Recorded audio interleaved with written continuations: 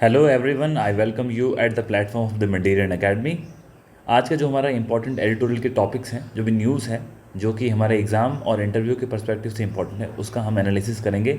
ये जो न्यूज़ है वो हमने द हिंदू और द इंडियन एक्सप्रेस दोनों ही न्यूज़पेपर से इंपॉर्टेंट आर्टिकल्स को उठाया है। Let's go to the news. सबसे पहली जो इंपॉर्टेंट न्यूज़ आज के डिस्कशन के लिए है वो द हिंदू के अंदर एडिटोरियल आया था, reservation with in the constitutional bodies. तो उसके कॉन्स्टिट्यूशनल के दायरों के अंदर रिजर्वेशन का क्या सिस्टम है, ये क्यों हमारे संविधान के जो संविधान की असेंबली थी, कॉन्स्टिट्यूशन असेंबली ने ये प्रावधान क्यों लेके आए, आज इसकी क्या रिलेवेंस है, इसमें क्या सुधार करने की गुंजाइश है और क्यों वर्तमान में ये चर्चाओं में। और एग्ज़ाम्स के हिसाब से आप जानते हैं कि रिजर्वेशन एक बहुत इंपॉर्टेंट एरिया रहता है जहाँ पे एग्जामिनर क्वेश्चन पूछने का ट्राई करता है, क्योंकि ये हमारा सोशल जस्टिस है, उसको सुनिश्चित करता है। सबसे पहले इसके बैकग्राउंड को समझने के लिए आपको दो तीन चीज़ें समझनी होगी। सबसे पहली बात, आप जानते हैं कि हमारे संविधान का जो पार्ट 3 है, पार्ट 3 हमारे संविधान के फंडामेंटल राइट्स के बारे में बात करता है। और ये जो फंडामेंटल राइट्स है, जिसके अंदर हमारा आर्टिकल 12 से लेकर के आर्टिकल 35 तक मेंशन है, इन आर्टिकल्स में हमारे आर्टिकल 14 से लेकर के यदि आप आर्टिकल 18 तक की बात करोगे तो इन आर्टिकल्स को कहते हैं कि समानता के अधिकार के दायरे में लाते हैं। यानी कि ये जो आर्टिकल है, आर्टिकल 14 से लेकर 18, ये हमें इक्वालिटी या समानता का अधिकार देते हैं और ये हमारे फंडामेंटल राइट्स हैं। ये स्टोरी हो गई। इसमें यदि आप आर्टिकल 15 में जाओगे और आर्टिकल 16 में जाओगे तो ये दोनों आर्टिकल जो कि समानता के अधिकार के दायरे में हैं, ये क्या करते हैं, ये स्टेट के ऊपर एक ऑब्लिगेशन लगाते हैं कि स्टेट किसी भी रूप में किसी भी व्यक्ति, रिलीजन, रेस, कास्ट, सेक्स और प्लेस ऑफ बर्थ के आधार पर कोई भेदभाव नहीं करेगा। यानी कि समानता का ही अधिकार रखेंगे, लेकिन किस मामलों में, ये यहाँ पे उनको प्लेस ऑफ वर्शिप वगैरह, ये एजुकेशन के इंस्टीट्यूट्स हैं, उन सब के लिए। आपको वर्तमान में इस रिजर्वेशन के कंसेप्ट में ये समझना है कि आर्टिकल 15 एजुकेशन से रिलेटेड है, जो कि ये प्रोहिबिट करता है कि किसी भी प्रकार के डिस्क्रिमिनेशन को on the grounds of religion, race, caste, sex और प्लेस ऑफ बर्थ। और उसी प्रकार आर्टिकल 16 है जो भी इक्वालिटी का ही है, और वो ये बोलता है कि जब आप अपॉर्चुनिटी दोगे किसमें, पब्लिक एम्प्लॉयमेंट में, उस वक्त आप भेदभाव नहीं करोगे, जो मैंने पहले ग्राउंड्स बताए। तो ये यहाँ पे आपका जो पब्लिक एम्प्लॉयमेंट है या जॉब्स है, उसके अंदर भेदभाव को रोकता है। ये दोनों चीज़ें तो आपको समानता अधिकार में मिला हुआ है। अब परंतु इन दोनों के साथ समय की मांग को देखते हुए ऐसा लगा कि हमें हमारे जो हिस्टोरिकली बैकवर्ड कम्युनिटीज़ रही है, जो एससीज़ हैं, एसटीज़ हैं, जो मेन लाइन के अंदर नहीं थे, उनको आगे लाने के लिए रिजर्वेशन की ज़रूरत थी। तो क्या किया गया, आर्टिकल 15 और आर्टिकल 16 इन दोनों के अंदर ही सब क्लॉजेज जोड़े गए। और इन क्लॉजेज में जोड़ने के बाद क्या हुआ, आपने क्या किया, एससी, एसटी, ओबीसी, आर्टिकल 16 के अंदर भी क्लॉज जोड़े गए। एससी, एसटी, ओबीसी जो कि सोशली बैकवर्ड थे, इन कम्युनिटीज़ को अपलिफ्ट करने के लिए, मेन स्ट्रीम में लाने के लिए हमने यहाँ पर एडिशनल सब क्लॉजेज जोड़े और उनको स्पेशल प्रोविज़न दिया कि ये रिजर्वेशन के माध्यम से आगे बढ़ सकते हैं। जब कॉन्स्टिट्यूशनल असेंबली ने ये चीज़ें स्टार्ट की थी, उस वक्त का जो प्रावधान था वो इनिशियली ये जो रिजर्वेशन था वो 10 ईयर्स के लिए था, और उनका ऐसा मानना था कि भविष्य में जिस प्रकार की ज़रूरतें होगी पार्लियामेंट अपने हिसाब से उसमें मॉडिफिकेशन कर सकती। अब इंपॉर्टेंट चीज़ है कि जो हमारा 103 कॉन्स्टिट्यूशनल अमेंडमेंट एक्ट पारित हुआ था, जो कि ईडब्ल्यूएस, इकोनॉमिकली वीकर सेक्शन से रिलेटेड था, उसने भी आर्टिकल 15 और आर्टिकल 16 में संबोधित किए। संशोधन करने के बाद पहले जो एससी, एसटी, ओबीसी थी, उसके साथ ईडब्ल्यूएस के प्रावधान भी इसमें जुड़ गए, जो कि आर्टिकल 15 उनको एजुकेशनल इंस्टीट्यूट के अंदर रिजर्वेशन प्रोवाइड करता है, जो कि 10% है, और आर्टिकल 16 है वो उनको पब्लिक एम्प्लॉयमेंट के अंदर 10% रिजर्वेशन देता है। ये तो होगी हमारा कॉन्स्टिट्यूशन का जो स्टेटस है वो। अब ये बदलाव क्यों किए गए, इसके लिए ये समझना चाहिए कि जो हमारा पार्ट 3 था वो किससे जुड़ा हुआ है, पार्ट 3 जुड़ा हुआ है आपके फंडामेंटल राइट से, और आपका जो पार्ट 4 है वो किससे जुड़ा हुआ है, directive principle of state policy. यानी कि हमारा कॉन्स्टिट्यूशन स्टेट को कुछ ऐसी पॉलिसीज़ बनाने के लिए, काम करने के लिए करता है जो कि वेलफेयर के लिए हो। यानी कि जो हमारी वेलफेयर की परिकल्पना है, एक कल्याणकारी राज्य की जो अवधारणा है, वो हम कहाँ से उठाते हैं, वो डीपीएसपी से उठाते हैं। इस डीपीएसपी के प्रावधानों के तहत ही स्टेट कोशिश कर रहा है स्पेशल प्रोविजन देके जो सोशली डिप्राइव हो चुके हैं उनको रिजर्वेशन देने की। अब आप आज की तारीख में ये रिजर्वेशन का स्टेटस कैसा है, तो मैंने आपको स्टोरी बता दी कि हमने स्टार्टिंग के अंदर ये कॉन्स्टिट्यूशन ये अमेंडमेंट किया, अमेंडमेंट करने के बाद हमको इनको रिजर्वेशन दिया। वर्तमान के अंदर भी जो हमारा ये 103 कॉन्स्टिट्यूशन अमेंडमेंट एक्ट था, उसने ईडब्ल्यूएस को भी इस दायरे में लेके आया। अब समय के साथ क्या हुआ, ये जो आज़ादी के समय या कॉन्स्टिट्यूशन असेंबली ने जो हमको प्रोविजंस दिए थे, वो प्रोविजन किसके लिए थे? एससी और एसटी के लिए, शेड्यूल कास्ट और शेड्यूल ट्राइब के लिए। और धीरे धीरे क्या हुआ, आपने मंडल कमीशन का नाम सुना होगा, तो 1970s के अंदर मंडल कमीशन को बैठाया गया था और उनसे ये कहा गया था आप देखें कि किस प्रकार हमारा जो अदर बैकवर्ड कम्युनिटीज़ है उनमें किस प्रकार की समस्याएं हैं, कितने लोग हैं, क्या उनको रिजर्वेशन की आवश्यकता है। तो मंडल कमीशन ने ये सर्वे किया था। सर्वे करने के बाद वो रिपोर्ट थी जो पब्लिक नहीं की गई। जब वीपी सिंह की सरकार थी 1990s में, तो वीपी सिंह की सरकार ने ये जो मंडल कमीशन की जो सिफारिशें थी उनको लागू कर दिया, जिसको हम Mandal commission, very famously known as Mandal commission. और इसकी सिफारिशें लागू होने के बाद रिजर्वेशन के क्राइटेरिया में किसको ऐड कर दिया गया?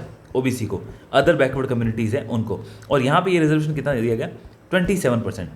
इस 27% से पहले जो एससी और एसटी का जो रिजर्वेशन का क्राइटेरिया था, तो एससी के लिए ये रिजर्वेशन 15, के लिए ये था 15% और एसटी को 7.5%। तो यहाँ पे आप देखें, मंडल कमीशन की सिफारिश लागू होने के बाद 1990s के अंदर हमारे पास रिजर्वेशन कितना बन गया? एसटी के लिए आपके पास कितना है? 7.5%, एससी के लिए कितना है? 15%, ओबीसी के लिए कितना हो गया? 27%। और यदि आप इसको जोड़ते हैं तो ये रिजर्वेशन कितना बनता है? 0.5% एंड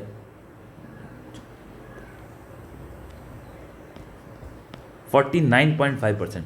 तो ये आप देखिए, इन तीनों को मिलाने से रिजर्वेशन कहाँ पहुँच गया? 49.5%। तो ये एक रिजर्वेशन का स्टेटस ओबीसी के रिजर्वेशन के लागू करने के बाद होता है। अब उसके बाद ईडब्ल्यूएस का रिजर्वेशन 10% है, वो एडिशनल दिया, लेकिन जो 10% दिया गया वो इकोनॉमिकली बैकग्राउंड के आधार पे दिया गया, और जिसके अंदर एसटी, एससी, ओबीसी ये कम्युनिटीज़ कवर नहीं होती, ये उनको प्रोवाइड देगा। तो ये तो आपके रिजर्वेशन की स्टोरी क्लियर होगी। हम यहाँ पे अभी चर्चाएं क्यों कर रहे हैं?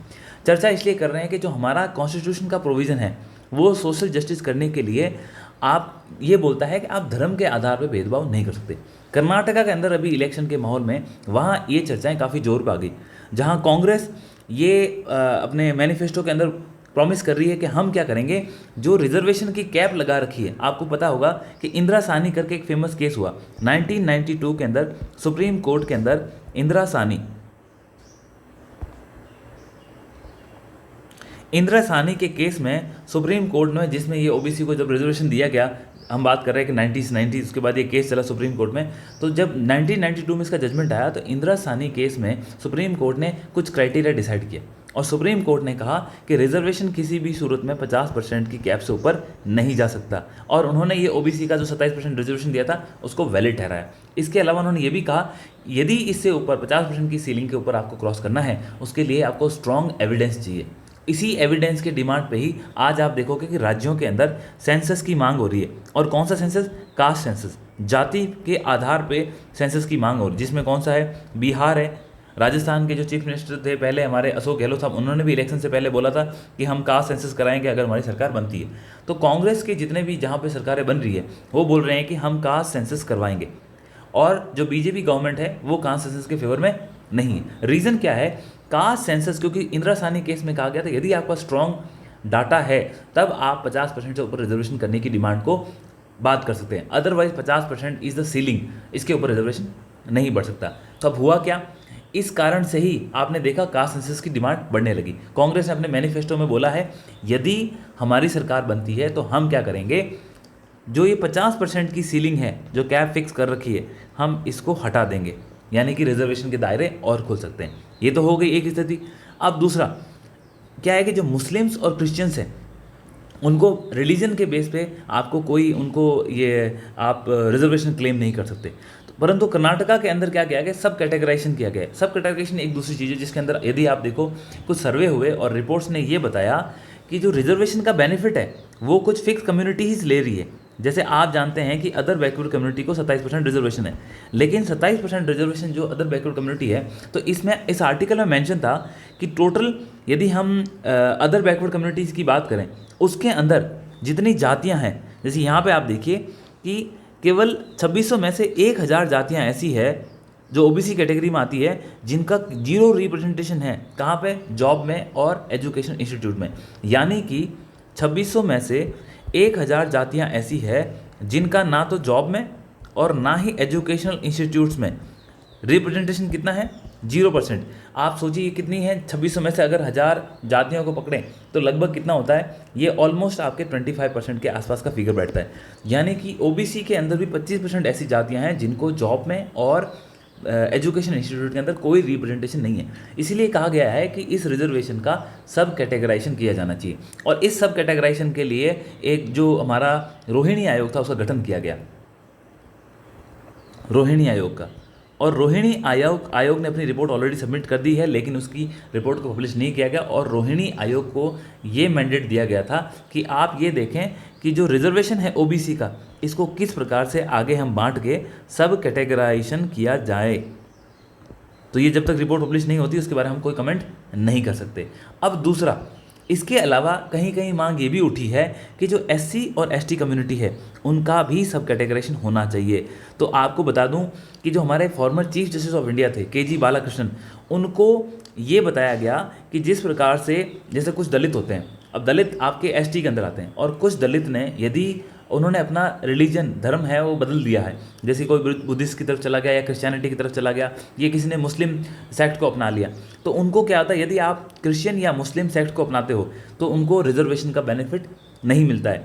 तो जो ये सीजीआई थे, चीफ जस्टिस ऑफ इंडिया हमारे के जी बालाकृष्णन, उनको ये स्टडी, ये एक और आयोग है जिसको ये बताया गया कि आप देखो कि जो दलित जो रिलीजन उन्होंने बदली कर दिया है, मतलब कि सिखिज़म और बुद्धिज़्म को छोड़ के, क्योंकि एक्चुअली इश्यू क्या है कि हमारा 1992 का हमारा शेड्यूल कास्ट का ऑर्डर है जिसको रिवाइव किया गया था 1992 में, जो 1950 का ऑर्डर है। इस कॉन्स्टिट्यूशन ऑर्डर में ये मेंशन किया गया है कि रिजर्वेशन का बेनिफिट एससी के अंदर किसको मिलेगा, हिंदूज, सिख और बुद्धिज़्म, केवल और केवल उनको मिलेगा, जबकि एसटी के अंदर ऐसी कोई रिलीजन को लेकर के बाध्यता नहीं है। तो इस कारण से भी ये एक और आयोग है। तो रिजर्वेशन के 3 आयोग आपको ध्यान में रखते हैं, एक रोहिणी आयोग हो गया, एक के जी बालाकृष्णन का आयोग हो गया, उसके बाद हमने एक केस की बात करी, इंदिरा साहनी केस की बात करी। इसके अलावा प्रमोशन को लेके एम नागराज केस भी था कि क्या ओबीसी को और एससी एसटी को जो प्रमोशन है उसके अंदर भी रिजर्वेशन मिलना चाहिए कि नहीं मिलना चाहिए। तो ये कुछ केसेस हैं जो इंपॉर्टेंट है।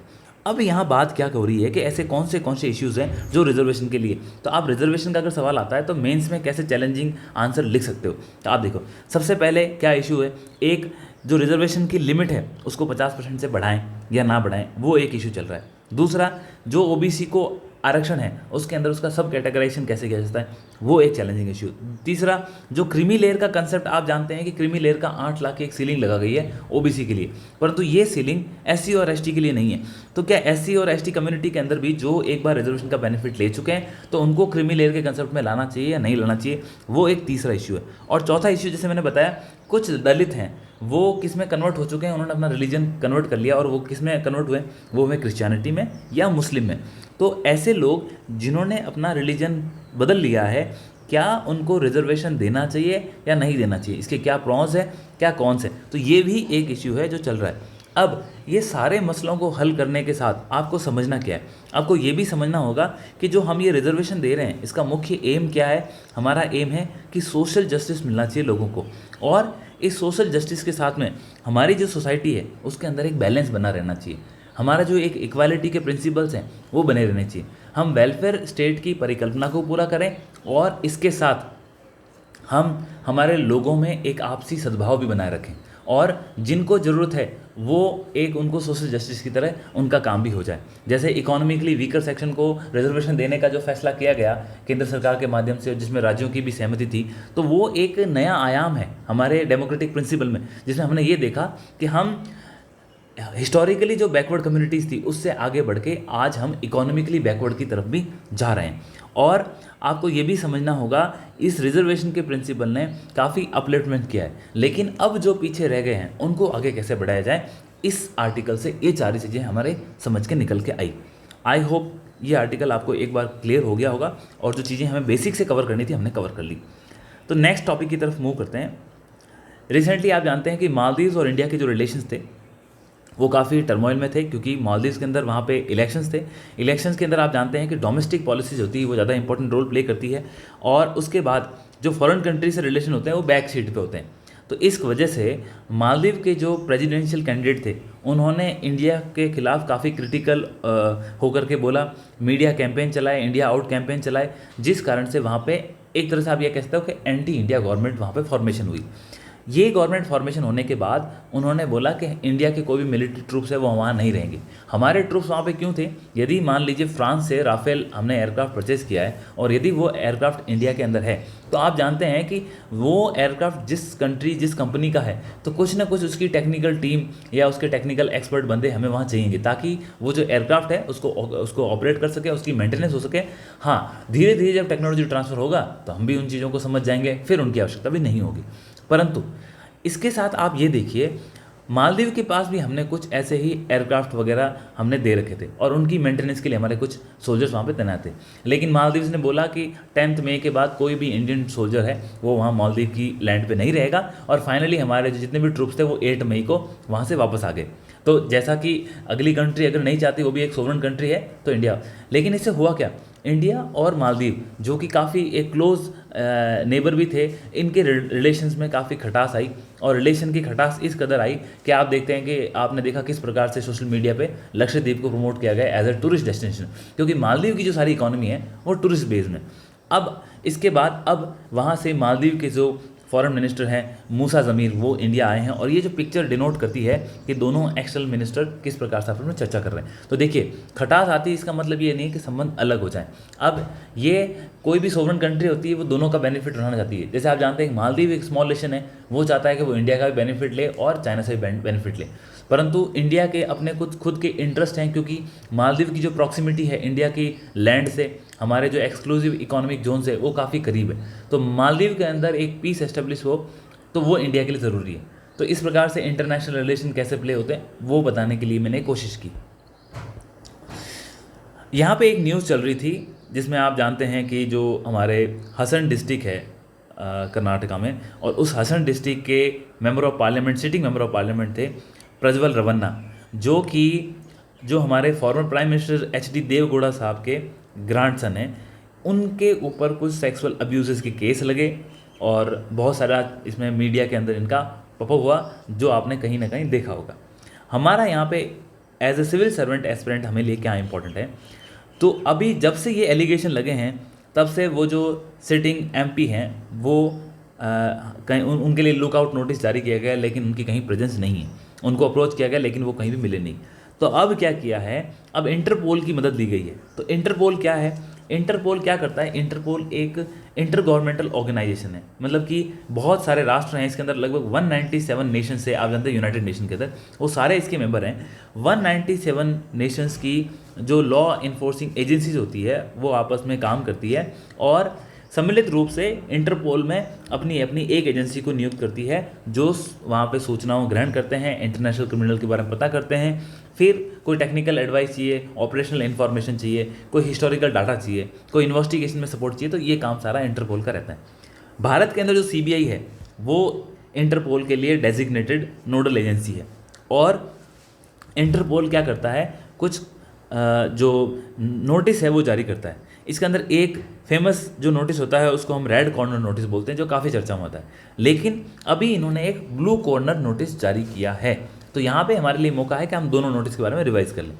सबसे पहले आप ये देखिए कि रेड कॉर्नर नोटिस क्या होता है, जो ज़्यादा चर्चा में रहता है। रेड कॉर्नर नोटिस उस व्यक्ति के खिलाफ जारी किया जाता है जो व्यक्ति या तो कोर्ट उसको डिमांड कर रहा है, या फिर उसको कोर्ट ने कोई पनिशमेंट दे रखा है, या फिर इन सारी चीज़ों से वो भाग रहा है, तो तब उसकी पड़ताल करके उसको पता करने के लिए रेड कॉर्नर नोटिस जारी किया जाता है। यानी कि जो भी इंटरपोल की कंट्री होगी, अगर वहाँ पे वो मौजूद है तो रेड कॉर्नर नोटिस जारी करता है। इसके माध्यम से हम उस व्यक्ति को मदर कंट्री में, जैसे इंडिया अगर इंटरपोल से रिक्वेस्ट करा के रेड कॉर्नर नोटिस इशू करवाता है, तो यानी कि इंडिया इंटरपोल से रिक्वेस्ट कर रहा है कि हमें ये व्यक्ति चाहिए, जहाँ भी उसकी प्रेजेंस है आप बताइए, फिर उसका वहाँ से एक्स्ट्रेडिशन होता है और उसे मदर कंट्री बुलाया जाता है। ब्लू कॉर्नर नोटिस जो मिस्टर प्रज्वल रमन्ना के खिलाफ जारी किया गया है, ये मेंबर ऑफ पार्लियामेंट है, तो इनके खिलाफ जो ये ब्लू कॉर्नर नोटिस जारी किया गया है, इसका मतलब क्या है, इससे ये होता है कि ये एक व्यक्ति मिसिंग पर्सन है, हम नहीं जानते कहाँ है, इस व्यक्ति को कैसे न कैसे ट्रेस किया जाए। और अभी क्या होता है कि ब्लू कॉर्नर नोटिस से क्या है कि जितनी इन्फॉर्मेशन उसके बारे में मिल सके, जिससे किसी इन्वेस्टिगेशन में हेल्प हो सके, इसलिए जारी किया जाता है। आप समझ गए। और इसका मतलब ये नहीं होता है कि यदि मान लीजिए कि किसी कंट्री के अंदर जैसे जर्मनी में चर्चा हो रही है कि शायद वहाँ पे है, तो जर्मनी की यदि वहाँ की जो एजेंसी है वो इंटरपोल को कहती है कि उनकी प्रेजेंस यहाँ है, तो इसका मतलब ये नहीं है कि जर्मनी को उसको एक्स्ट्राडिट करना पड़ेगा। अगर एक्स्ट्राडिशन करवाना है तो रेड कॉर्नर नोटिस जारी होगा। केवल इन्फॉर्मेशन चाहिए, इन्वेस्टिगेशन में हेल्प के लिए चाहिए, तो वहाँ पर कौन सा नोटिस होता है, ब्लू कॉर्नर नोटिस। तो ये दोनों नोटिस हमने देख लिए, इंटरपोल भी देख लिया और भारत के अंदर सीबीआई है वो इसकी नोडल एजेंसी। आगे बढ़ते हैं नेक्स्ट। ये अग्निपथ स्कीम को लेकर के था, अग्निपथ स्कीम जो चल रही है अग्निपथ स्कीम चल रही है उसको लेके। तो यहाँ पे देखना है कि अभी भी अग्निपथ स्कीम के लिए कई जगह विरोध चल रहा है, बिहार के अंदर भी ये काफ़ी देखने को देगा। तो आज हमारे इंपॉर्टेंट न्यूज़ एडिटोरियल के अंदर एक न्यूज़ थी जिसको कवर किया गया। तो आपको अग्निपथ स्कीम के बारे में एक रिव्यू लेने की ज़रूरत है। एक्चुअली ये क्या है अग्निपथ? जैसा कि आप जानते हैं, ये इंडियन आर्मी की ह्यूमन रिसोर्सेज जो होते हैं उसको मैनेज करने की एक नई स्कीम है, जिसके अंदर 4 साल का एक टूर ऑफ ड्यूटीज़ को बोला गया है, जिसके अंदर वॉलंटरी बेस पे जो ज्वाइन करना चाहते हैं उसको 4 ईयर्स तक सर्विस करने का मौका मिलेगा। और जो इसमें एनरोल होंगे उनको हम क्या नाम देंगे, अग्निवीर नाम देंगे। इसमें उनको 4 साल के अंदर पैकेज मिलेगा, उसके अंदर जो लास्ट में 4 ईयर्स की सर्विस के बाद उनको सेवा निधि मिलेगी। इसके अलावा जो जितने भी लोग इसके अंदर इनरोल होंगे जो अग्निवीर बनेंगे, उसमें से 25% जो लोग होंगे आफ्टर 4 ईयर्स, उनको इंडियन आर्मड फोर्सेज में आइदर इट्स एयरफोर्स, नेवी और इंडियन आर्मी, उन सभी के अंदर इनको रिटेन किया जाएगा, उनको रखा जाएगा। जो 75% लोग हैं उनको सेवा निधि देके वहाँ से उनको बाहर सोसाइटी के लिए वापस कर दिया जाएगा। इसके साथ जो भी उन्होंने टेक्निकल क्वालिफिकेशन अचीव की होगी, जो भी इक्विवेलेंट डिग्री है वो उनको दी जाएगी, जिससे वो बाहर आके सेवा निधि के माध्यम से अपना इकोनॉमिक बेनिफिट भी ले सकें और अपना खुद का कोई रोजगार करना चाहें या किसी और संस्था का जुड़ना चाहते हैं, हिस्सा बन सकते हैं। इससे एक तो जो आर्मी के ऊपर जो डिफेंस के ऊपर जो फाइनेंशियल प्रेशर बढ़ रहा था पेंशन के रूप में, वो कम होगा, क्योंकि 4 साल के बाद जो बाहर निकलेंगे उनको पेंशन का कोई बेनिफिट नहीं होगा। तो कुछ इस प्रकार से स्कीम लाई गई थी। अब इसका विरोध इसलिए हो रहा है कि लोग आर्मी को एक एम्प्लॉयमेंट के माध्यम से भी देखते थे। उनका ये कहना था कि आर्मी के कुछ कोर प्रिंसिपल्स हैं वो भी हैम्पर हो रहे हैं, इन चीज़ों के कारण विरोध हो रहा है। तो बिहार के अंदर भी काफ़ी ये विरोध देखने को मिला। तो हमें अग्निपथ के बारे में पता होना चाहिए, कहीं हम समय के साथ इसको ना भूल जाए। एग्जाम में किसी भी समय इंपॉर्टेंट स्कीम्स होती है वो जरूर आती है। कल के एडिटोरियल में हमने डिस्कस किया होगा कि किस प्रकार चाइना अपनी इनरोड्स कहाँ बना रहा है, यूरोप के अंदर। और यूरोप के अंदर वो क्या करना चाहता है, अपनी जो इलेक्ट्रिक व्हीकल्स की फैक्ट्री को एस्टेब्लिश करके यूरोप को थोड़ा पर्टिकुलरली डिवाइड करके 2 गुटों में बांट करके एक को अपने गुट में ला करके उसको यूरोप की जो शक्ति है उसको हीन करना चाहता है। और उसके माध्यम से वो अल्टीमेटली टारगेट किसको कर रहा है, यूएसए को। अब ये जो फोटो ये दिखाती है कि जैसे मैंने आपको बताया कि हंगरी और सर्बिया, मैंने कल भी बताया था कि दोनों इंपॉर्टेंट कंट्रीज़ है जो कि क्लोज अलाई हैं, किसकी, चाइना की। और ये फ़ोटो आज दिखाती है कि वहाँ पे चाइना के जो शी जिनपिंग हैं, जो उसके प्रेसिडेंट हैं, वो हंगरी में गए हैं। और हंगरी कैपिटल कौन सी, बुडापेस्ट है, तो ये वहाँ की फ़ोटो है। तो वहाँ पे जाने के बाद इन दोनों के बीच में 16 डिफरेंट एग्रीमेंट्स हुए हैं कॉपरेशन को लेकर के। तो ये जो न्यूज़ इन ट्रांजिशन था मैं आपको बता रहा हूँ, परंतु आपको ये याद रखना है कि चाइना न सिर्फ अफ्रीका बल्कि यूरोप के अंदर भी अपने पाँव जमाने की कोशिश कर रहा है और काफ़ी इफेक्टिवली कर रहा है, क्योंकि यूरोप को इन्वेस्टमेंट की आवश्यकता है। और इसके अलावा मिडिल ईस्ट में तो वो एक्टिव है ही, जहाँ हमने ईरान, सऊदी अरेबिया और यहाँ वाला जो एंगल देखा और जो वर्तमान में वार चल रहा है वहाँ भी देखा। तो ये एक न्यूज़ इन ट्रांजिशन है, तो इसके बारे में आपको पता होना चाहिए। कल हमने एक और चर्चा की थी जिसके अंदर हमने देखा कि किस प्रकार हमास है वो पीस डील के लिए एग्री हुआ था, परंतु इजराइल ने कहा था कि जो आपने पीस डील करवाई है इजिप्ट और कतर ने, ये काफ़ी लीनियंट है और ये इतनी प्रभावी नहीं है। तो फिर वहाँ पर उसने अपने जो टैंक्स है वो भेज दिए थे राफा बॉर्डर पे। और राफा जो आप जानते हैं कि एक लैंड क्रॉसिंग है, किसके बीच में, गाज़ा स्ट्रिप के और इजिप्ट के बीच में। तो यहाँ पे अब क्या हुआ, यूएसए खुद बोल रहा है कि हम यदि इजराइल किसी भी प्रकार से राफा पे अटैक करता है तो जो हम वेपन सप्लाई करने वाले थे इजराइल को वो नहीं देंगे। आपको ये समझना होगा कि जो बाइडन जो यूएसए के प्रेसिडेंट है वो प्रेशर में इसलिए है। आपको ये भी समझना होगा कि जो यूएसए की यूनिवर्सिटीज़ हैं, एजुकेशनल इंस्टीट्यूट्स हैं, उसके अंदर जो उनके टीचर्स हैं और स्टूडेंट्स हैं, ये लोग क्या कर रहे हैं, ये जो फ़लस्तीनियों पे जो अत्याचार हो रहा है, जो पैलेस्टाइन के लोग हैं उनके ऊपर जिस प्रकार से ये एक आर्मी का एक्शन लिया गया, किसके द्वारा, इजराइल के द्वारा अटैक किया गया, ह्यूमैनिटेरियन क्राइसिस बने, हॉस्पिटल से बम्बार्डमेंट हुए, करीब 35,000 के आसपास लोग मरे। तो इन सारी चीज़ों से जो यूएसए की सोसाइटी है वो यूएसए की पॉलिटिकल लीडरशिप के ऊपर प्रेशर डाल रही है। अदरवाइज आप जानते हैं कि यूएसए एक ऑल वेदर अलाई है किसका, इसराइल का, और क्लोज अलाई है। तो ये कह रहा है यदि वो राफा के ऊपर अटैक करता है तो हम वेपन्स नहीं देंगे। तो ये प्रेशर कहाँ से निकल रहा है, यूएसए की खुद की सोसाइटी से। तो आपको ये भी ध्यान रखना होगा कि जैसे कई बार सिलेबस में आता है यूएसए की हेजेमनी के बारे में, तो आपको समझना होगा कि यूएसए की जो खुद की सोसाइटी भी है वो भी किसको चैलेंज कर रही है, वो यूएसए की हेजेमनी को चैलेंज करती है। और किस प्रकार से कर रही है, ऐसे कर रही है। अब इसके जो इम्प्लीकेशंस होंगे वो कई हो सकते हैं। ये एक प्रेशर है ताकि इजराइल अटैक ना करे। दुनिया के अंदर कोई भी राष्ट्र नहीं चाहता कि इजराइल राफा पर अटैक करे, क्योंकि वहाँ कम से कम 11 से 12 लाख लोग हैं। उनका फिर एक मास माइग्रेशन होना, फिर आप जानते हैं कि माइग्रेशन होने से ह्यूमैनिटेरियन क्राइसिस होना, फिर वार के अंदर आप जानते हैं किस प्रकार प्रिजनर्स के साथ ट्रीट होता है, बहुत सारी इम्प्लीकेशंस हैं। तो ये ऐसा, इसको अवॉइड करने के लिए यूएसए की एक कोशिश है। इसमें कितनी गहराई है ये समय बताएगा। एक और इम्पॉर्टेंट न्यूज़ जो आज मुझे देखने को मिली वो था, ईरान ने कहा है कि हम जो हमारा न्यूक्लियर डॉक्ट्राइन है उसके अंदर बदलाव करेंगे यदि हमें लगा कि हमारा कौन सा है एग्जिस्टेंशियल थ्रेट है। इस वर्ड को आपको मॉनिटर करने की ज़रूरत है। क्यों? आप जानते हैं कि रशिया ने जब यूक्रेन के ऊपर अटैक किया था, और रशिया का यूक्रेन के ऊपर जो अटैक था 14 फ़रवरी का, इस अटैक के अंदर रशिया ने कहा था कि जिस प्रकार से नाटो फोर्सेस हैं वो यूएसए और यूरोप की लीडरशिप के अंदर रशिया की टेरिटरी के लिए एक चैलेंज बन रही है, और रशिया के लिए कौन सा एक एग्जिस्टेंशियल थ्रेट है, यानी कि रशिया के अस्तित्व के ऊपर खतरा है। इस कारण हम क्या कर रहे हैं, एक मिलिट्री ऑपरेशन कर रहे हैं यूक्रेन पे अटैक करके। तो ये यहाँ पे आपको एक चीज़ देखने को मिली। फिर दूसरा, आपने इंडिया के पर्सपेक्टिव में देखते हैं। इंडिया ने, आपको पता है कि हमने बालाकोट एयर स्ट्राइक की थी, तो हमने कहा था कि ये कौन सी है, प्री एम्प्टिव एयर स्ट्राइक्स हैं। और ये हमने क्यों की, हम ये मानते हैं कि यदि हम ये अटैक नहीं करेंगे तो कल के जो वहाँ पे जो टेररिस्ट एस्टेब्लिश हैं पाकिस्तान की लैंड के अंदर, वो कल को इंडिया पे अटैक करेंगे तो वो हमारे लिए कहीं ना कहीं खतरा है, तो हम भी वो अटैक कर रहे हैं।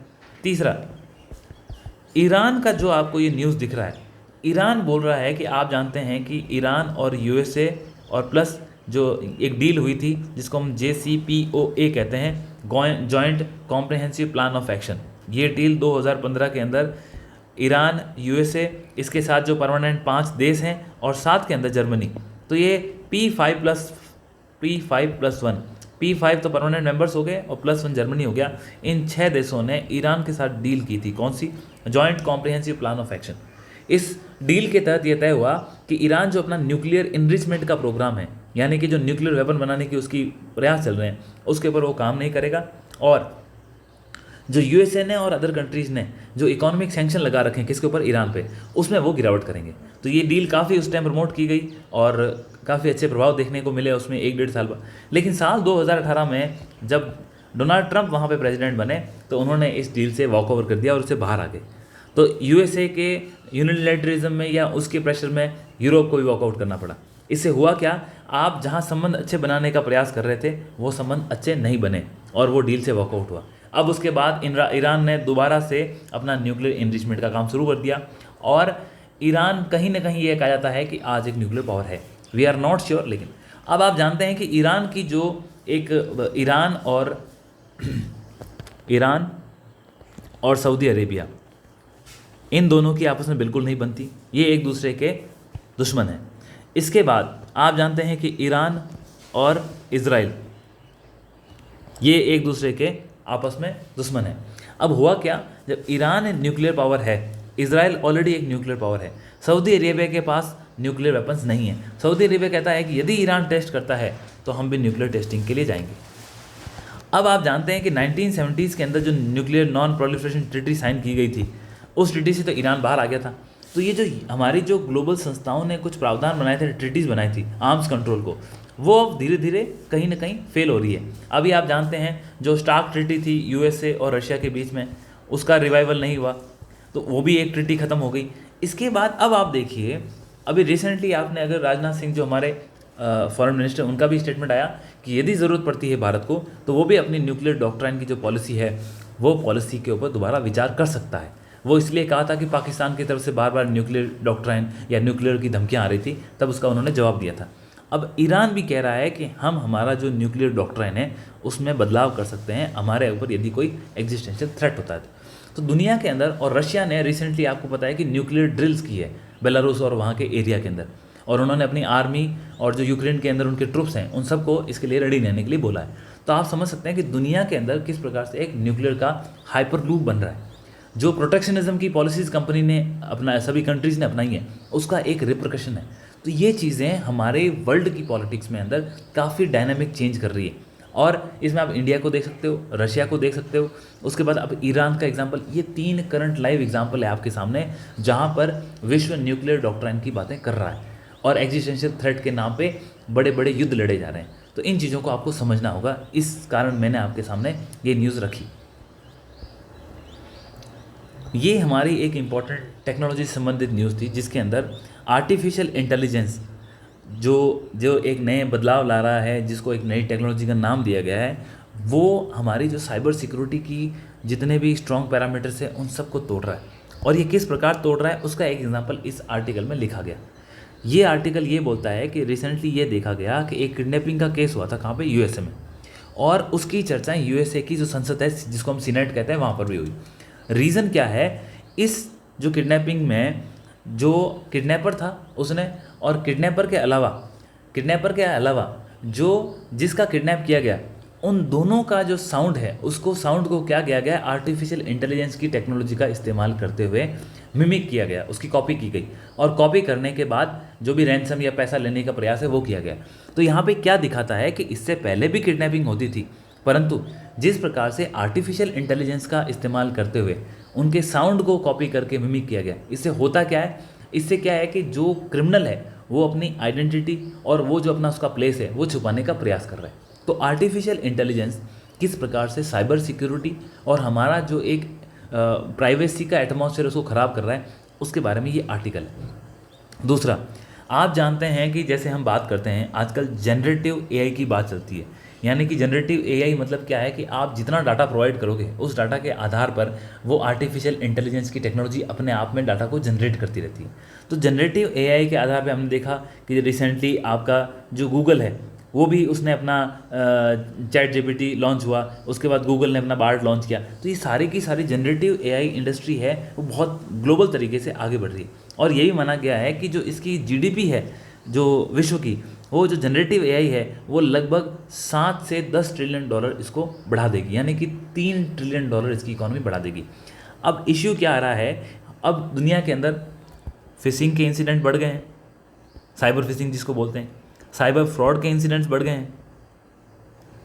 अभी मैंने आपको बताया कि जिस प्रकार से नॉर्मल जो क्राइम होते थे उसके अंदर आर्टिफिशियल इंटेलिजेंस का ये यूज़ होना बढ़ गया है। इसके अलावा इलेक्शंस जहाँ होते हैं उस इलेक्शन के अंदर मिंगलिंग हो रही है, मॉडलिंग हो रही है, यूएसए के अंदर भी हुआ, इंडिया के अंदर भी चर्चा चल रही है।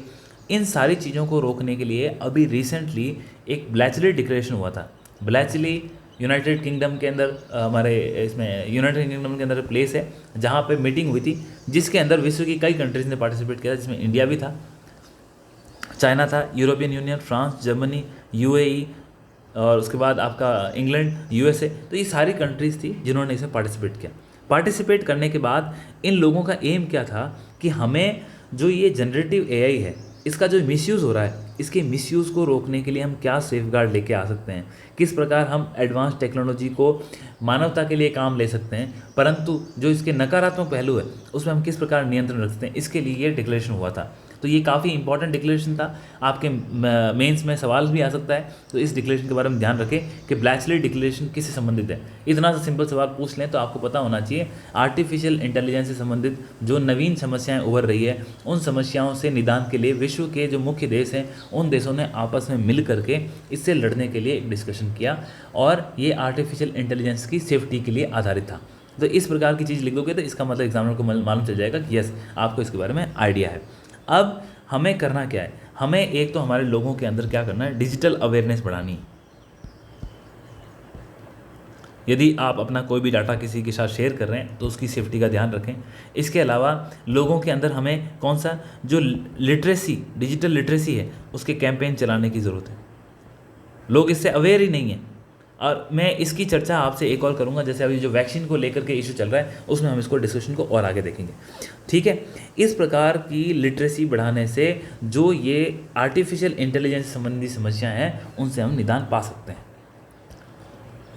अगला टॉपिक जो आज इंडियन एक्सप्रेस और हिंदू दोनों में था और ये काफ़ी सोशल मीडिया पे न्यूज़ में चल रहा है, जब से एस्ट्राजेनेका ने कोर्ट में ये एडमिट किया है कि हमारी वैक्सीन को जो हमारा इंडिया के अंदर जिसको कोविशील्ड के नाम से लोगों को दिया गया था, डोज लगाई गई थी, तो उसके बाद से ये चर्चाएं चल रही है कि इसकी वजह से ब्लॉकेज हो रहा है, हार्ट अटैक्स बढ़ रहे हैं। तो उन दोनों को क्लैरिफाई करने के लिए, ये जितनी भ्रांतियां चल रही है उसको दूर करने के लिए दोनों ही न्यूज़पेपर के अंदर इंपॉर्टेंट आर्टिकल था। और ये जानकारी एज ए अवेयर सिटीजन आपको होनी चाहिए, अपने आसपास भी लोगों को दें और कोई भी भ्रम की स्थिति ना पालें। तो सबसे पहले जो द हिंदू है वो बोलता है we need to stop the fear mongering on vaccine, और इसके साथ जो हमारा इंडियन एक्सप्रेस है वो बोलता है नो नीड टू पैनिक। ठीक है, और यहाँ ये बोलता है covid vaccine help save lives, rare adverse reaction to them should be seen from scientific net, not alarming और अलार्मिस्ट वंस।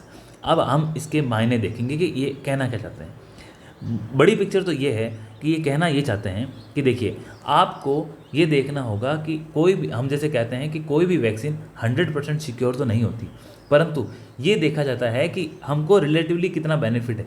आप देखिए, एक कोविड की वजह से लोगों की डेथ हो रही थी, एक रोड एक्सीडेंट की वजह से भी लोगों की डेथ होती है। इसके अलावा यहाँ पे अब खबर ये आई है कि जो कोविशील्ड वैक्सीन थी उसकी वजह से भी लोगों को नुकसान हो रहे हैं, हार्ट अटैक आ रहे हैं, और जिस कारण से डेथ भी देखने को मिली। सबसे पहले ये आर्टिकल ये कहता है कि हमारे इंडिया के अंदर तो इस प्रकार का सर्वे नहीं किया गया, तो हमारे पास क्या है, डाटा डेफिशिएंसी, हमारे पास डाटा की अवेलेबिलिटी नहीं है। जब तक डाटा नहीं है तो हम ये नहीं कह सकते कि इंडिया के ऊपर कितना प्रभाव पड़ा। अभी जितना डाटा आ रहा है वो कहाँ से आ रहा है, फॉरेन से आ रहा है, फॉरेन से यानी कि यूएसए और यूरोप से ये डाटा निकल के आ रहा है। तो जब यूएसए यूरोप से डाटा निकल के आ रहा है तो हम उसको चेक और ऑथेंटिकेट करने की भी ज़रूरत है। अब दूसरा, अब जो भारत के अंदर ये वैक्सीन बनाई गई, किसने बनाई, ये हमने कल भी डिस्कस किया था, मैं आपको दोबारा बोल देता हूँ। जो ऑक्सफोर्ड यूनिवर्सिटी है उसके साथ एस्ट्राजेनेका जो कंपनी है, इन दोनों ने, इनका तो फॉर्मूला था, और इस फार्मूले के साथ इन्होंने सीरम इंस्टीट्यूट ऑफ इंडिया जो कि पुणे में है, इसके साथ मिलकर इसकी मैन्युफैक्चरिंग करी थी और मास लेवल पे मैन्युफैक्चरिंग हुई, और इस मैन्युफैक्चरिंग के माध्यम से करोड़ों डोज इंडिया के अंदर और बाहर भी एक्सपोर्ट की गई। अब आपको ये समझना होगा कि हमारी ज़रूरत थी इसलिए वो वैक्सीन बनाई, लेकिन बोलते हैं ये जब काम किया गया, इसमें साइंटिफिक डिस्कशंस किए गए, सारी चीज़ें देखी गई और सारा रिस्क असेसमेंट किया गया। इस रिस्क असेसमेंट करने के बाद ये देखा गया कि जो इसके बेनिफिट्स हैं वो इतने ज़्यादा हैं कि हम माइनर चीज़ों को हमें इग्नोर करना पड़ेगा। चाहे वो कोई भी वैक्सीन हो, कुछ ना कुछ उसका हो सकता है कि साइड इफ़ेक्ट हो, लेकिन जिस प्रकार से इसने पॉजिटिव रिस्पॉन्स दिया है, कोविड की जो वैक्सीन्स ने कोविड की महामारी को रोकने का अच्छा काम किया है, जो एक इम्यूनिटी डेवलप की है, उस कारण से ही हम इस महामारी से बचें, नंबर एक चीज़। और दूसरा, यहाँ ये चीज़ ये भी कहती है कि आप यदि हमारी नीति आयोग की रिपोर्ट देखोगे तो वो कहती है कि इंडिया में जो डेथ रेट्स हैं, अगर आप रोड एक्सीडेंट की बात करोगे तो लगभग हर 1 लाख व्यक्ति पे 10 लोगों की मृत्यु किससे होती है, रोड एक्सीडेंट पे। और जो यूएसए से डाटा आया है कोविशील्ड के बारे में, वो ये कहता है कि 1 मिलियन लोगों में, यानी कि 10 लाख लोगों में हमें 1 से 2 केसेस ऐसे देखने को मिले हैं जिसमें व्यक्ति में जो रक्त का थक्का बनने का इशू है, जिसको थ्रोम्बोसिस कहते हैं, यहाँ पे उसके लिए नाम भी लिखा है, thrombosis with thrombocytopenia syndrome, TTS। अगर ये नाम एग्जाम में आ जाए, ज़्यादा कंफ्यूज होने की जरूरत नहीं है क्योंकि डिस्कशन इतना चल रहा है। अगर थ्रोम्बोसिस आता है तो आपको समझ लेना है कि ये रक्त के थक्के संबंधित वैक्सीन्स को लेकर के जो चर्चा चल रही थी उसके बारे में, और जो चीज़ हमारे करंट में चलती है वो एग्ज़ाम में आती है। और बोला कि जो हमने जो कोविशील्ड बनाई है, जो कोविशील्ड बनाई है वो किस टेक्नोलॉजी पे आधार पे, आप जानते हैं कि ये रिकॉम्बिनेंट टेक्नोलॉजी पे आधारित है।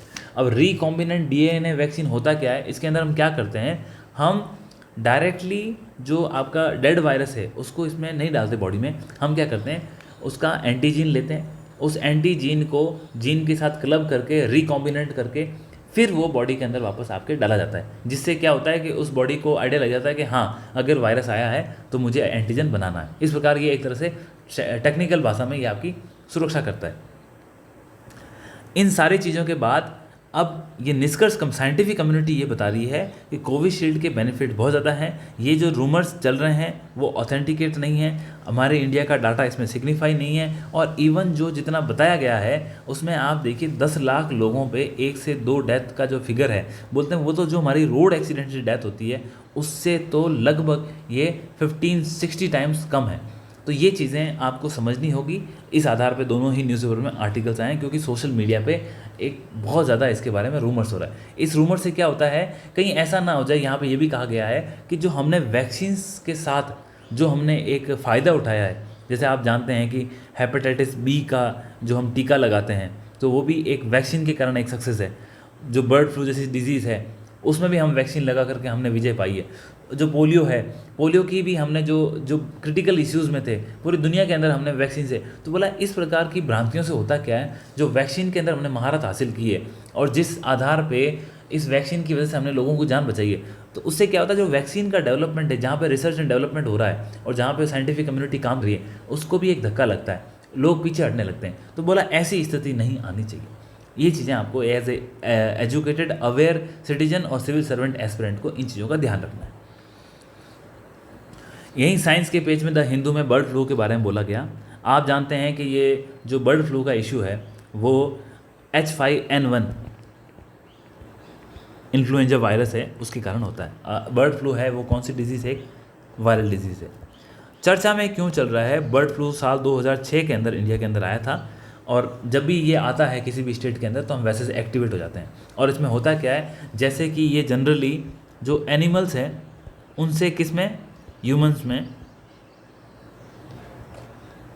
ट्रांसमाइग्रेट होने के चांसेस इसमें रहते हैं। और इसमें जिसे हम जूनोटिक डिजीज़ भी कहते हैं। अभी क्या हुआ, इससे पहले कभी भी ये जो हमारा बर्ड फ्लू है वो काउस के अंदर नहीं देखा गया, बफेलोज के अंदर नहीं देखा गया।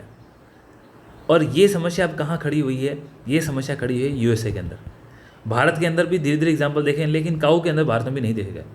तो अब होता क्या है, बर्ड फ्लू जैसी डिजीज़ से इकॉनमी के ऊपर बहुत बड़ा नेगेटिव असर पड़ता है, क्योंकि जो आपकी पशुओं के आधार पे आपकी जो अर्थव्यवस्था है, जो एग्रीकल्चर सेक्टर को सपोर्ट करती है, वहाँ पे काफ़ी समस्याएं आती हैं।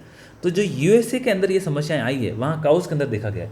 तो अब जनरली होता क्या है, इसके अंदर क्या कहा जाता है कि जिस पशु के अंदर ये फैलता है, जैसे आपके चिकन्स हो गए उनके अंदर ये फैलता है, तो क्या किया जाता है कि उस चिकन की जो पॉपुलेशन है उसको ख़त्म कर दिया जाता है, ताकि क्या हो कि डिजीज़ स्प्रेड ना हो। अब यदि काउस के अंदर ये समस्या होती है तो काऊ के आधार पे, गाय या भैंसों पे तो लोगों की अर्थव्यवस्था का स्तंभ होता है।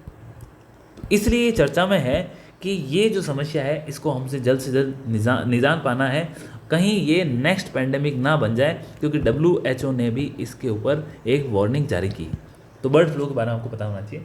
कल हमने West Nile West Nile virus के बारे में बात की थी, आज हम बर्ड फ्लू के बारे में बात करें, कोविड की वैक्सीन के बारे में हमने बात करी। तो ये जो चीज़ें न्यूज़ में हैं उस पर आप जरूर ध्यान रखें। अब कोविड-19 के एक नए वेरिएंट के बारे में भी आज द हिंदू के अंदर एक न्यूज़ थी, तो आपको नाम याद रखना है। इसको कॉमन नाम तो दिया गया फ्लर्ट का, तो यदि फ्लर्ट आ जाए तो आप कहीं फ्लर्ट ना होना उस वर्ड पे। फ्लर्ट का मतलब यहाँ पे ये है कि जो कोविड का नया वेरिएंट है उसका नाम फ्लर्ट है। इससे पहले भी आप जानते, जैसे ओमिक्रॉन था, वो भी एक इसका नया वेरिएंट था, लेकिन काफ़ी टाइम बाद अभी हमें एक नया नाम देखने को मिला, जिसका इन्होंने लोकल नाम क्या रखा है, फ्लर्ट रखा है। Local name in the sense जो कोड वर्ड है, जो हम कोड के साथ इसको सार्स कोविड के जो वेरिएंट को नाम देते हैं, उसके अंदर तो है KP2 KP1.1, लेकिन इन दोनों को ही क्या नाम दिया गया है कि फ्लर्ट। अगर फ्लर्ट आ जाता है कहीं भी तो आपको ये समझना होगा कि ये कोरोना का एक वेरिएंट है, और इसके साथ ओमिक्रॉन को नहीं भूलें। ठीक है, हमें इस न्यूज़ से इतना ही अपने काम की चीज़ें निकालनी। आज का जो सबसे लास्ट और इम्पॉर्टेंट एक एडिटोरियल था वो एग्रीकल्चर सेक्टर को था, और ये द इंडियन एक्सप्रेस के अंदर एक्सप्लेन सेक्शन में था। यहाँ पे क्या बताया गया है, यहाँ पे ये बताया गया है, इस एडिटोरियल का क्रक्स क्या है। ये एडिटोरियल ये कहता है कि सरकार अपनी आवश्यकताओं के आधार पे कई बार पॉलिसीज़ चेंज करती है। जैसे रिसेंटली आप देखोगे कि हमने देखा कि जो बासमती राइस है उसके ऊपर बैन लगाया गया।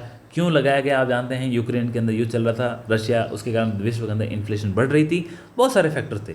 हमारा यहाँ इंपॉर्टेंट चीज़ क्या है कि ये देखने को मिला है कि जो हमारे एक्सपोर्ट्स हैं, इंडिया के जो टॉप एग्रीकल्चर एक्सपोर्ट्स हैं, उसमें एक गिरावट देखने को मिली है।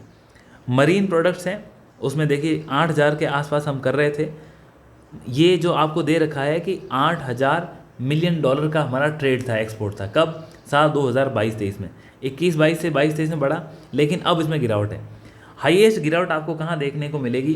देखो आप, नॉन बासमती राइस जिसके ऊपर सरकार ने बैन लगा दिया था। उसके बाद आप ये देखो, शुगर है जो कि 5,500 मिलियन डॉलर था, वो अभी 2,800 मिलियन डॉलर के आसपास पहुंच चुका है। इसी के अलावा अभी आप रिसेंटली जानते हैं कि ऑनियंस, उसके ऊपर भी सरकार ने बैन लगाया। हालांकि कुछ लिफ्ट किया गया क्योंकि इलेक्शन से कहा महाराष्ट्र में, तो इलेक्शन जब होते हैं तो कुछ जो पॉलिसीज होती है सरकार उससे डेविएट भी होती है। अब इससे हुआ क्या है? इससे ये हो रहा है कि जो एग्रीकल्चर प्रोड्यूस करता है, जो किसान है, उसके बाद जो कंज्यूमर है उसके ऊपर भी असर पड़ता है, क्योंकि और उसके बाद हमारी पूरी अर्थव्यवस्था के ऊपर भी असर पड़ता है। इन चीज़ों से ये दिखाया है कि सरकार इलेक्शन का माहौल ख़त्म होने के बाद एक कॉम्प्रिहेंसिव पॉलिसी के रूप में आए, और कॉम्प्रिहेंसिव पॉलिसी ला करके वो एक्सपोर्ट इंपोर्ट की जो हमारी एग्रीकल्चर की पॉलिसी है उसका, उसमें प्रोड्यूसर कौन है, उसका कंज्यूमर है, इन सब का ध्यान रखते हुए काम करें, और इसमें छोटे मोटे हिकअप आने से चीज़ें ना बदले। ओके, और इसके लिए रीजंस क्या हैं ये बदलाव जो सरकार करती है? तो आप देखते हैं उसमें हम ये भी देखते हैं कि हमारे पास अभी मटेरियल कितना अवेलेबल है, डोमेस्टिक अवेलेबिलिटी कितनी है। उसके बाद हम ये भी देखते हैं कि दुनिया के अंदर जो इन्फ्लेशन है वो कितनी है। अब आप जानते हैं कि ग्लोबल इन्फ्लेशन चल रहा है, तो इस वक्त जनरली कंट्रीज़ है वो प्रोटेक्शनिज्म की पॉलिसी अपनाती है। तो इंडिया ने भी इसी कारण से जो हमारा एक्सपोर्ट था उसके ऊपर बैन लगाए थे, और जिस कारण से एक्सपोर्ट में गिरावट देखने को मिलती है, जो कि एग्रीकल्चर सेक्टर के लिए कोई अच्छी चीज़ नहीं है। तो ये एडिटोरियल एक बार आप इसको आप ज़रूर पढ़ लें, इसके अंदर इतना डाटा है जो आपके एग्ज़ाम के लिए काफ़ी helpful. So this is the end of today's newspaper, and I hope काफ़ी हेल्पफुल रहा होगा। And please be continue, if you like our initiative please do subscribe us. Thank you so much.